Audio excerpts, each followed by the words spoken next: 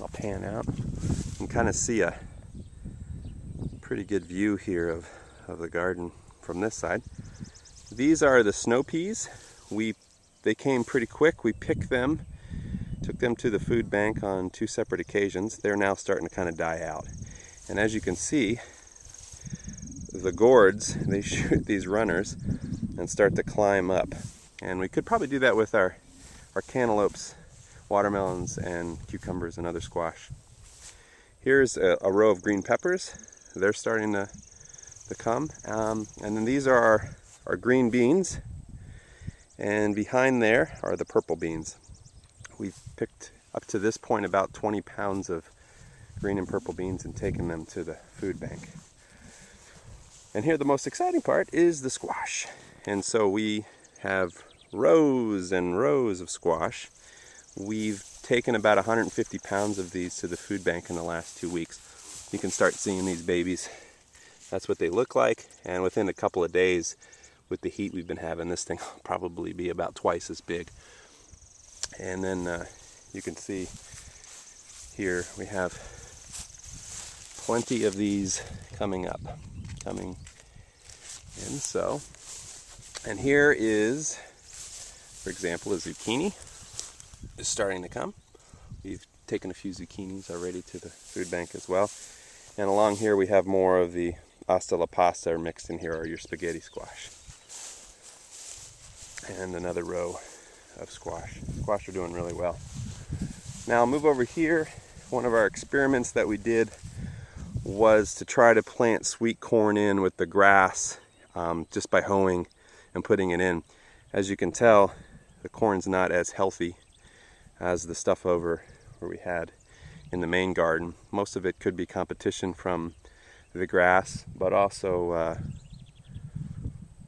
the other corn had some manure spread in around that area, so that may have helped as well. So we'll see how this corn does. We may just have little itty bitty baby corn. And then here we've transplanted some tomatoes. We've got wires running along, and as we walk along here you can see our friendly rabbits have really nibbled on this, and we may have to do something to ward off the rabbits. We'll see what that is exactly, but we do have a ability to trap them and send them on their way. These are big boy tomatoes, and they're looking pretty good. We've got quite a few of these plants. So let me move over past here, and we'll start to walk to our pumpkins. And as you can see, these are our 300 pounders, are supposed to be, and we've got one going here. Supposedly we should knock out the ones that are also. There's another one growing, another couple. We should knock just all but one out so it'll grow as big as it can, get all the energy from the plant.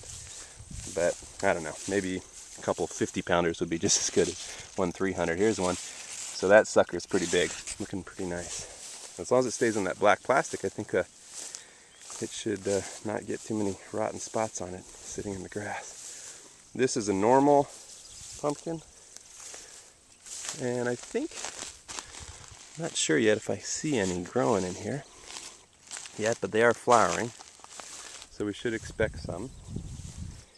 Oh, there's one. Sorry, I'm doing a little spastic here, but there is a pumpkin right there that's starting to grow. And let's go check out our cucumbers. So we're at the bottom side of the garden. Notice some of these they're doing pretty good. So here's a cucumber that's growing right now. Actually two, one there and one bigger one.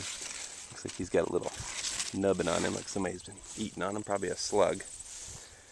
But these things will start coming in, and from planting we have some of them just randomly throughout the garden. So that is the very bottom of the garden. So things are looking pretty good. That's it.